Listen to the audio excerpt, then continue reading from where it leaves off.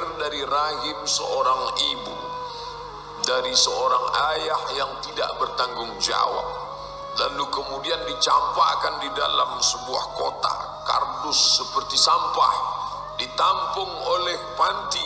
Ternyata pantinya pun juga bukan orang baik-baik, dirawat tapi bukan oleh orang baik, lalu menjalani hidup yang sulit. Bayangkan, itu kehendak siapa? Dia tak pernah memilih untuk mendapatkan rahim seorang ibu yang tidak bertanggung jawab. Dia tak pernah minta supaya dilahirkan, tapi itulah hidup.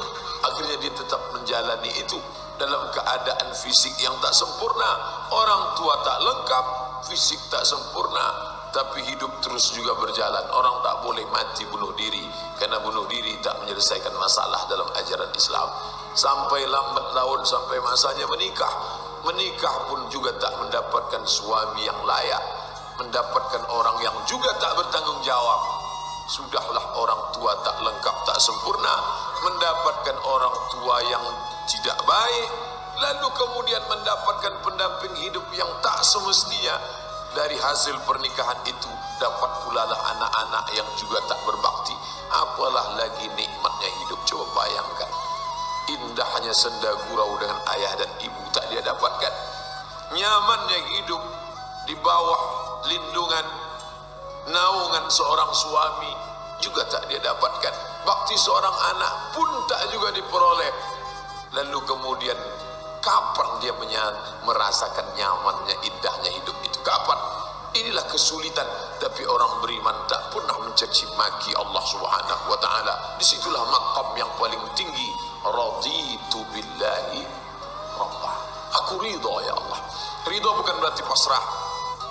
Ridha bukan berarti tidak berbuat. Bukan apatis. Apatis bukan ridha. Maka orang beriman itu ridhanya beda. Dia tetap berjuang. Tapi kalau dapat juga yang seperti itu, maka dia tidak berkeluh kesah. Kenapa? Karena ini akan ada akhirnya. Di mana akhirnya? Saat ruh berpisah dengan jasad. Saat itulah dia tersenyum bahwa dia diuji Allah Ta'ala dengan kesulitan, kesusahan. Ya, walanabluwannakum, kami pasti akan menguji kamu. Wabasyiris sabirin, tapi tetap engkau berikan kabar gembira kepada orang-orang yang mampu menahan lidahnya untuk mencaci maki, menyumpah serapah Allah. Siapa itu? Alladzina idza asabathum musibah, mereka yang ketika ditimpa kesusahan, kesulitan, mereka mengucapkan inna lillah wa inna ilaihi raji'un. Seperti mayat yang dimandikan orang hidup, tangannya mau dibelokkan ke sini, kakinya mau dibengkokkan, itu dia tak ada kuasa lagi. Dia serahkan kepada Allah Subhanahu wa ta'ala.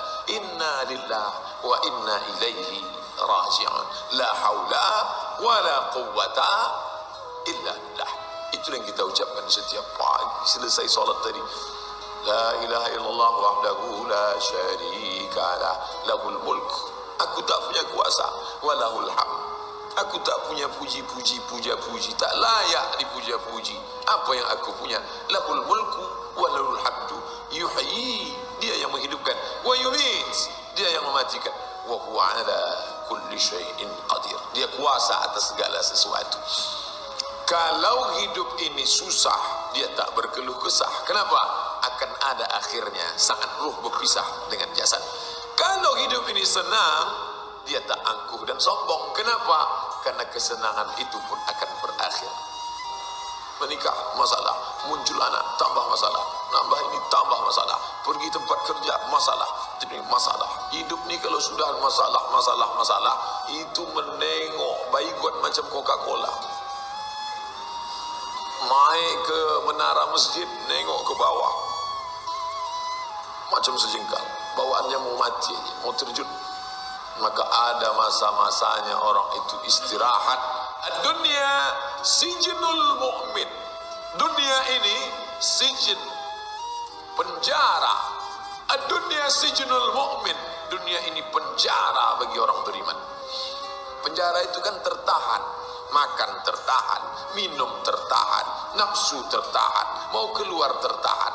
Dunia ini pun kita tertahan. Mau makan ini tak boleh, mau minum ini tak boleh, mau tengok ini tak boleh.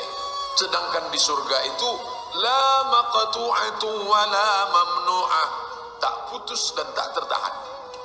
Nikmatnya tak terhenti. Apa saja yang mau dimakan, makanlah. Apa yang mau diminum, minumlah. Apa yang mau dipandang, pandanglah. Apa yang mau dinikmati, nikmatilah. Walakum fiha ma tastafhi anfusukum. Di dalamnya apa yang mau kamu mau makan, mau kamu nikmati, nikmatilah. Walakum fiha ma tad'un. Apa yang mau kamu nikmati, apa yang mau kamu mendapati, tak ada tahanan, tak ada batasan. Maka dunia ini disebut sebagai penjara karena kita berada dengan batasan. Terlebih yang dimuliakan Allah. Maka dalam Islam diajarkan berapa sulit, susah, ribet, suka duka hidup ini, dia akan berakhir. Abdul Somad sedang menasehati dirinya sendiri dengan bacaan hadis, dengan firman Allah, dengan sabda Rasulullah. Karena tak ada yang dapat mengobati hati ini selain daripada kalam Allah dan sabda Rasulullah dan zikir. Ala ketahuilah, bizikrillah, dengan memperbanyak zikir tatma'innul qulub, hati menjadi tenang. Salah satu makna zikir itu adalah melihat ayat Al-Quran, melihat hadis Nabi Muhammad sallallahu alaihi wasallam. Tapi saya tak pula ingin setelah mengkaji ini Bapak Ibu bawaannya mau mati aja. Saya tak ingin kita keluar dari pengajian ini atau setelah berakhir ini nanti kita salat sunat Isyraq lalu Bapak Ibu doanya, ya Allah susah betul hidup nih, kata Pak Ustaz, akhir daripada hidup ini adalah istirahat, cepatkanlah istirahatkan aku.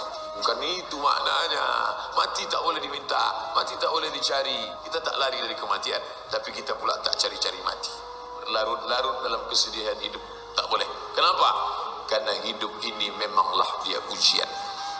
Banyak betul soal ujiannya Pak Ustaz. Kalau tidak mau diuji, jangan masuk ruang ujian. Ini ruang ujian, ini tempat ujian. Kapan dia berakhir? Keluar dari sini, selesai ujian. Berani hidup, berani menghadapi ujian. Takut menghadapi ujian, jangan hidup. Takut hidup, mati saja. Orang Islam itu jelas langkah-langkah hidup. Sama-sama kita berdoa kepada Allah Ta'ala, mudah-mudahan melewati berbagai macam ujian ini kita lulus insyaAllah. Amin ya Rabbal Alamin. Sehingga ketika kita tinggalkan dunia ini dalam keadaan tersenyum. Kenapa dia senyum Pak Ustaz? Katanya mati itu sakit, katanya kematian itu sedih, katanya takut, terbujur di rumah sakit, keliling anak, cucu, menantu, sahabat, menangis mereka. Kenapa dia tersenyum Pak Ustaz? Dia sudah istirahat, dia sudah tenang. Adapun sisa hidup kita ini kita manfaatkan